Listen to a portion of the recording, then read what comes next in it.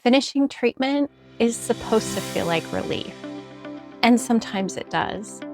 However, for a lot of women, myself included, it simply doesn't. That disconnect can feel confusing, isolating, and even scary. If you've technically healed or been medically cleared and you still don't feel like yourself, it's not because you've done something wrong. It's that your whole life shifted and no one gave you a map. When I say treatment here, I mean any formal chapter of care, medical, recovery programs, surgeries, or other interventions where you were told you're done, you're free, but life doesn't feel resolved. After my own health crisis, I didn't just lose my hair, I lost my sense of who I was. As someone who's rebuilt their health, spent years of studying integrative health, trauma healing, gut health, and women's wellness, I remember what it felt like to look okay on the outside, while on the inside, I was quietly falling apart. I watched myself and so many other women try to fix one thing at a time, hoping that it would make life feel normal again, while everything else quietly unraveled. I didn't want other women to stumble around as long as I did. I wanted to help light the way back to themselves. So I've built the Radiant Wellness Wheel to offer clear, simple direction when life feels scattered and to help women reconnect with themselves as a whole.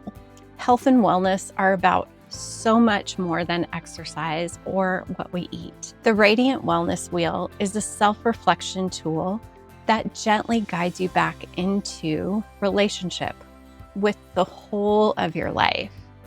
This isn't about perfection. What it is about is noticing patterns, staying curious, and moving forward with intention. The Wellness Wheel looks at this through a few key areas of life to help you see where things feel supported and where focused care could make a meaningful difference right now.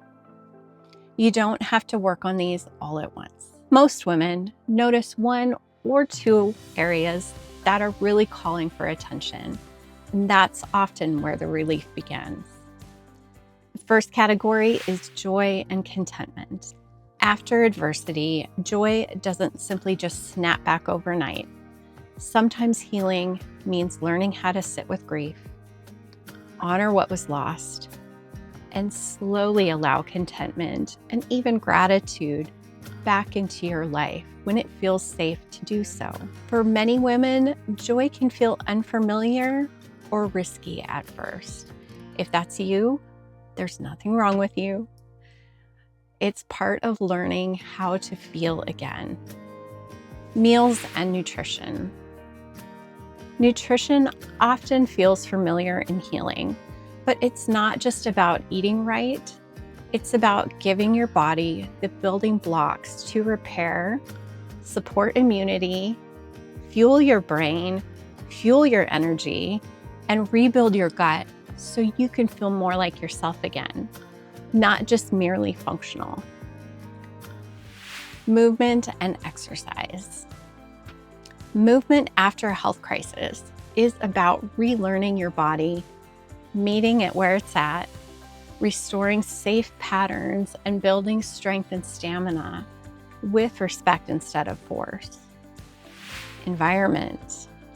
Your environment includes the physical toxic load that your body carries, plastics, chemicals, air quality, everyday exposures, and even the light you're exposed to throughout the day, which affects your circadian rhythm. It's also emotional. Where you spend your time, who you're with, and how your space makes you feel can either support your healing or quietly drain it. Purpose is often one of the deepest losses after a health crisis or other adversity. When identity and direction get disrupted, grief shows up. Reconnecting to purpose becomes a powerful part of rebuilding contentment and forward momentum. Social and relationships. Relationships and connection play a powerful role in healing. Adversity often changes how we relate to others, and community becomes not just helpful, but essential, even if that looks different than it did before. Loneliness has real health impacts, which is why tending to connection matters so much. Play and creativity. Play and creativity are one of my favorite categories. They help heal trauma, support problem solving, lift mood, and keep your brain and spirits flexible. This isn't indulgent. It's not indulgent. It's restorative and protective for long-term health.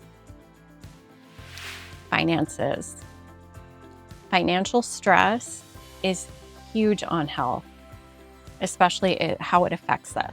Financial stress affects health directly, especially after medical expenses.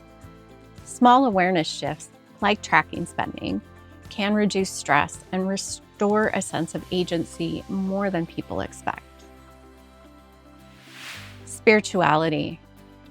Spirituality helps many people find meaning in perspective and connection.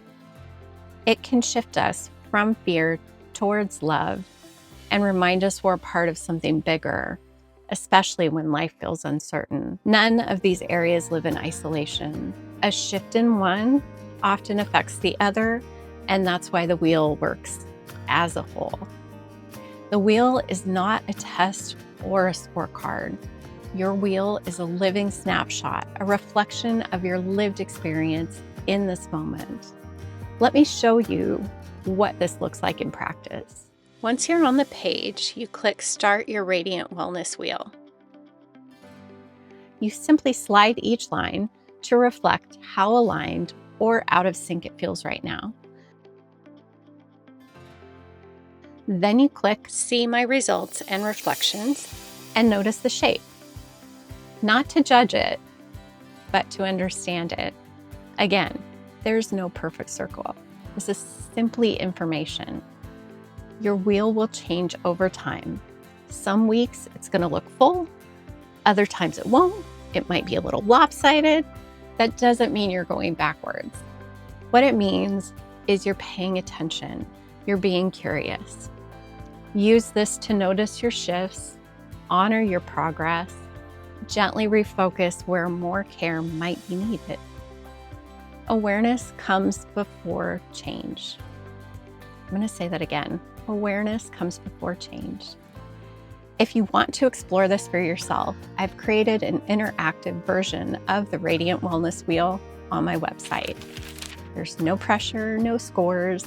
It's just a living snapshot of where you are right now. This simple practice can be a place to start rebuilding your health. Return to it regularly to notice shifts, honor your growth, and support your ongoing healing. You'll find the link below. If you're rebuilding, having a map can make all the difference. You don't have to figure this out all at once.